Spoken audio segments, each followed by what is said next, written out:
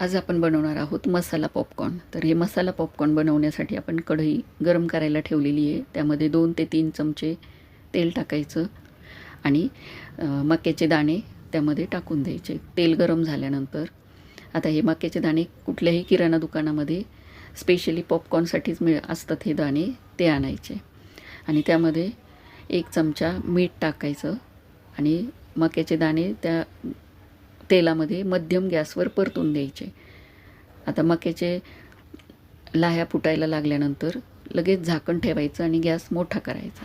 मसाला popcorn बनवण्यासाठी आता मसाला तयार करू. तर 1 चमचा हळद घेतलेली आहे, 1 चमचा आमचूर पावडर आणि अर्धा चमचा मॅगी मसाला, 1 चमचा बेडगी मिरची पावडर आणि 1 चमचा मीठ. मीठ आपण अगोदरही टाकलेलं आहे दाणे परतताना आणि परतही टाकलं.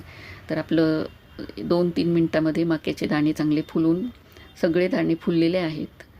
तर आता त्याच कढईमध्ये दाणे काढून घ्यायचे, मक्याचे बनलेले पॉपकॉर्न काढून त्याच कढईमध्ये 1 चमचा बटर टाकलेलं आहे आणि आपण जो वाटीमध्ये मसाला घेतलेला होता, कोरडा मसाला, सगळे मसाले, तर ते मसाले तेलात टाकून चांगले परतून घ्यायचे मंद गॅसवर आणि त्यानंतर आपण बनवलेल्या जे लाह्या होत्या किंवा जे पॉपकॉर्न होते ते या मसाल्यामध्ये परतून घ्यायचे.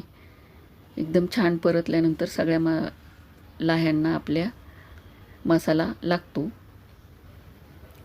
तर तयार आहे आपले मसाला पॉपकॉर्न. व्हिडिओ आवडल्यास लाईक, शेअर आणि अमृत स्वादला